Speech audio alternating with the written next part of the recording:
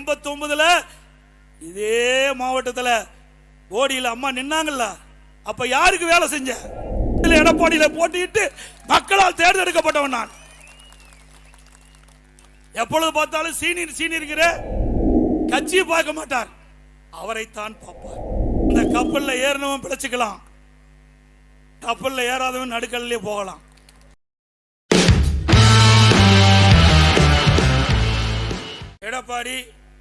எடப்பாடி பழனிசாமி சொல்ல, எடப்பாடி ஒரு முழுகும் கப்பல், அதில் யாரும் ஏற மாட்டார்கள். நன்றி மறந்த துரோகியாற்றினால் தான் அதிமுக காப்பாற்றப்படும். நல்ல உங்கள்கிட்ட நான் சில விளக்கங்களை சொல்ல கடைபெற்றுகின்றேன். எது சரி எது தப்பு என்று நீங்களே முடிவு செய்து கொள்ளுங்கள். நல்லா சிந்திச்சு பாருங்க. இதே புரட்சி தலைவி அம்மாவர்கள் துரதிருஷ்டவசமாக இறந்துடுறாங்க.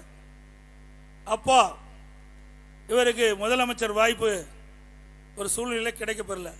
இவருக்கு கிடைக்காத உடனே எங்க போய் தர்ம யுத்தம் பண்ணவர், தர்மயுத்தம் பண்ணாரா இல்லைங்களா? இவருக்கு பதவி கிடைக்கலைன்னா எந்த எல்லைக்கு கோட்டுக்கு வேணாலும் போவார். பிறகு ஒரு வழியா என்ன முதலமைச்சரா நம்முடைய சட்டப்பேரவையில் தேர்ந்தெடுத்தாங்க.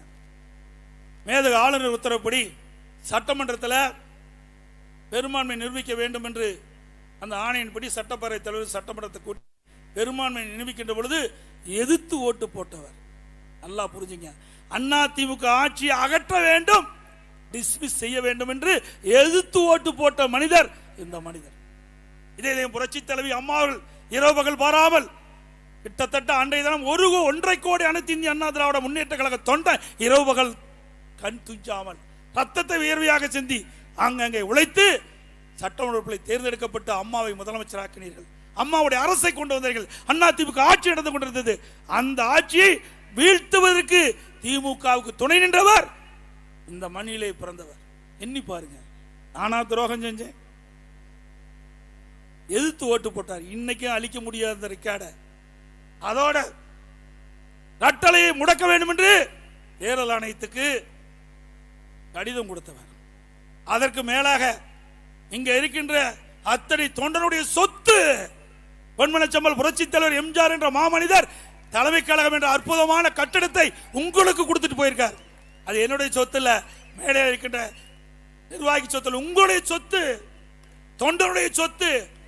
அந்த சொத்தை தலைமை கழகத்தை சென்னையில் இருக்கின்ற ராயப்பேட்டில் இருக்கிற தலைமை கழகத்தை ரவுடியில கூட்டிட்டு போய் அடிச்சு நொறுக்கி அந்த அலுவலகத்தை திமுக காரனால சீல் வச்சீங்களே, இது துரோகம் இல்லையா?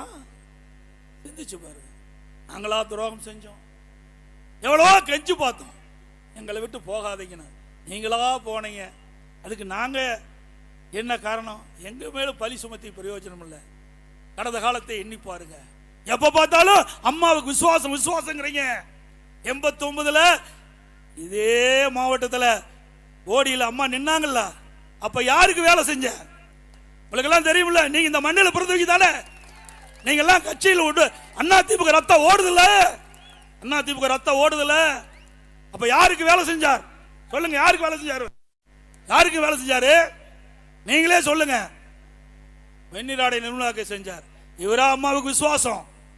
சொல்லுங்க.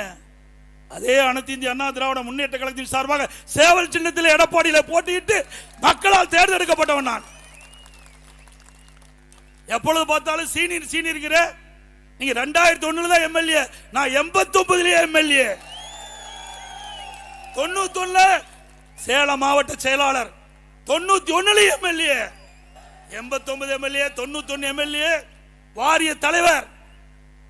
அதோட 1998 சீட்டு கேட்காம எனக்கு அம்மா கொடுத்தாங்க எம்பிக்கு, நாடாளுமன்ற உறுப்பினர். 1998 நாடாளுமன்ற உறுப்பினர்.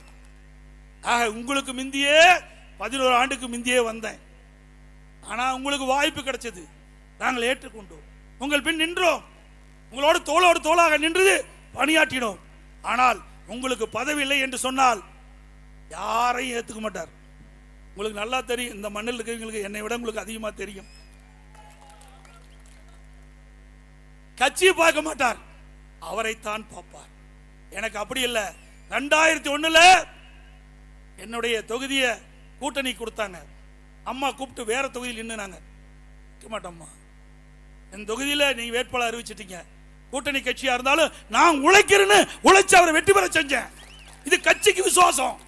தலைமை என்ன சொல்லுதோ அதை கேட்பதுதான் ஒரு உண்மையான தொண்டனுக்கு அழகு. அதை நான் செய்தேன். இன்றைக்கு உங்கள் முன் உங்களுடைய ஆதரவோடு இங்கு நிற்கிறேன். துரோகம் செஞ்சவர் எங்கே நிற்கிறார் என்று பாருங்க. நல்லது செஞ்சா யாரு வேணாலும் இங்க வரலாம். நான் உங்களை போல் கீழே இருந்து வந்தவன். கிளைக்கழக செயலாளராக இருந்து ஒன்றிய பொறுப்பு, மாவட்ட பொறுப்பு, மாநில பொறுப்பு, எம்எல்ஏ, எம்பி, அமைச்சர், அப்புறம் தான் முதலமைச்சர். இப்படி படிப்படியாக உயர்ந்து உழைப்பால் உயர்ந்து நிற்கிறேன். நீ யாரால வந்தீங்கன்னு உங்களுக்கு தெரியும். உழைக்கின்றவர்களுக்கு அனைத்து இந்திய அண்ணா திராவிட முன்னேற்ற கழகத்தில் கதவை தட்டி பதவி கிடைக்கக்கூடிய ஒரே கட்சி அண்ணா திமுக கட்சி தான். வேற எந்த கட்சியும் கிடையாது. முழுகின்ற கப்பல் இல்லப்பா, இது கரை சேருகின்ற கப்பல்.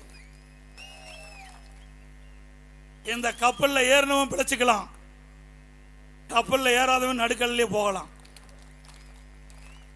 யார் நடுக்கல்ல போறான்னு உங்களுக்கே தெரியும்.